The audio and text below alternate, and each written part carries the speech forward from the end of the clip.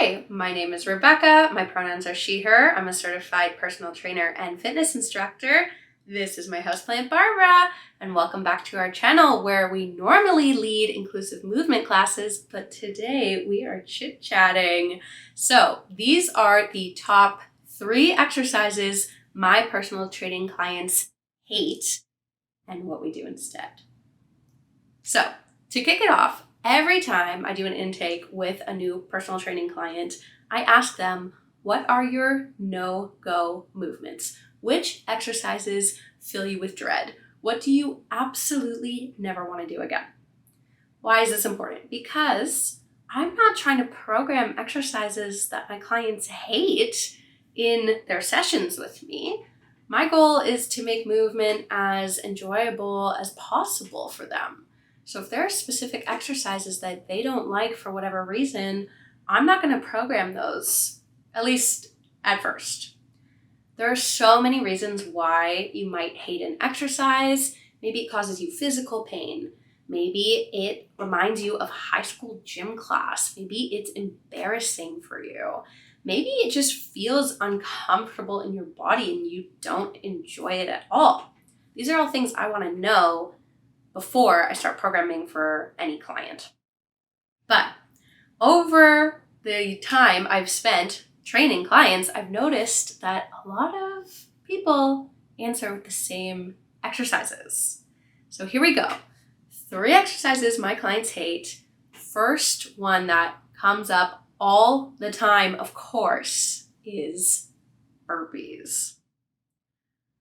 Burpees are honestly, I think one of the worst exercises out there. I pretty much don't program them in my personal training workouts or group classes because they're really technically difficult to do properly.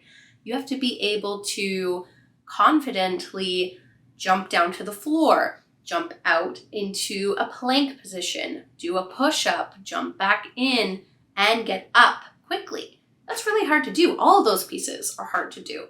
So if you're in a workout class, you're doing a workout video, and they suggest you do burpees, what do? A couple ways you can get around this. 1, if your goal is to increase your mobility or your ability to stand up and down quickly, you can start by reaching up to the sky, reaching down to the floor, and that's the full movement. So we're reaching up, squatting down to the floor.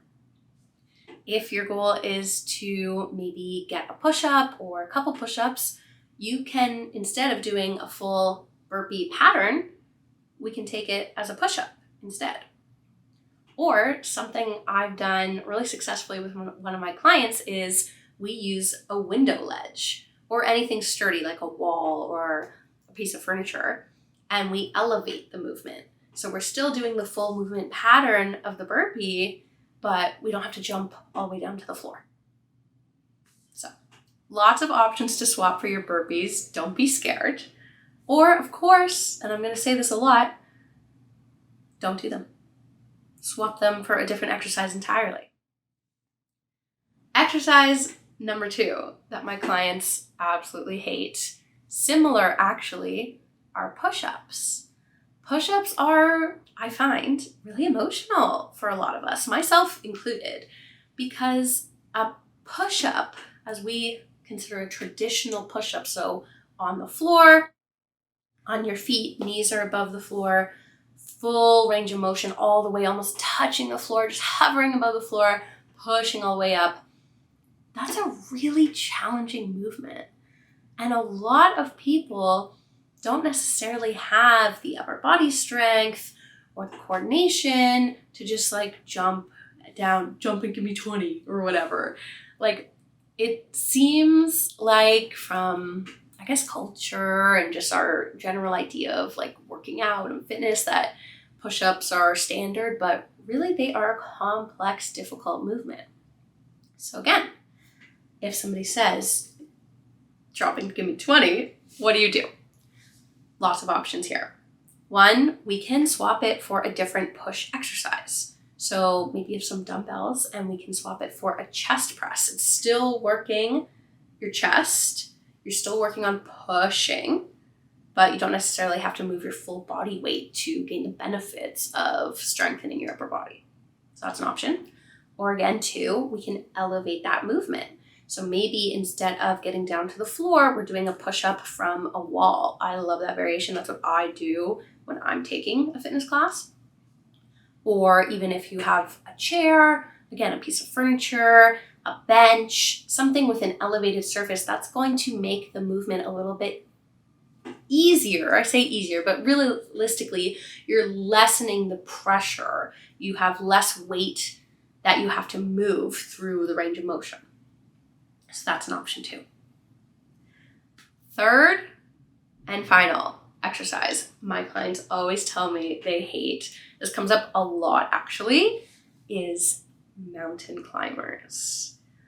Mountain climbers is kind of that very awkward exercise where you start in a hands and knees position and then you are lifting alternating knees almost like a run, but in a plank formation. It takes an incredible amount of coordination, balance, core strength, and honestly, it's a little awkward, especially if you're built like I am, if you have any belly, if you have a chest, like it's kind of awkward to maneuver. I'm also a short person. I'm 5'2". My limbs are short, so there isn't actually a lot of space to do a traditional mountain climber. So what do we swap these with? Again, so many options. If your goal here is to work on cardio, maybe get your heart rate up, we can stand up and do some high knees, a little jog on the spot, maybe high knees where you're crossing and twisting from center to mimic the crossing movement in a traditional mountain climber. Still gonna get your heart rate up, still gonna be working on core strength, and you still have range of motion in your hips, but it's a lot less awkward. And again, common thread with all three of these exercises I've just realized, elevate the surface. So maybe we have hands against the wall and we leave enough space between our body and the wall to move knees up and down. That's a really great option.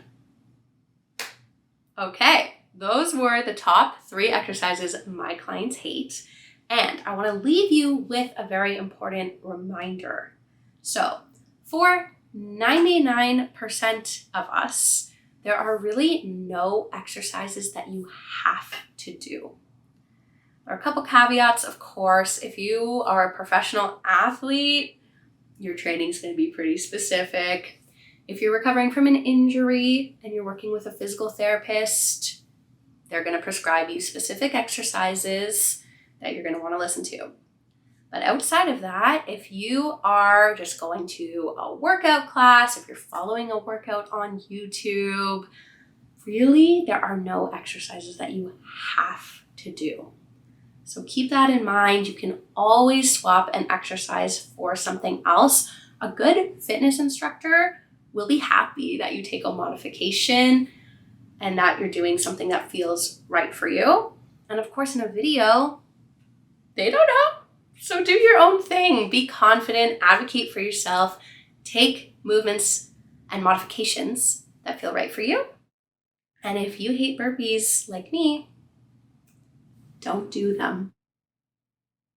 Thank you so much for watching this video. If you liked this video, give it a thumbs up, subscribe, and check out our channel for more inclusive movement classes. Bye.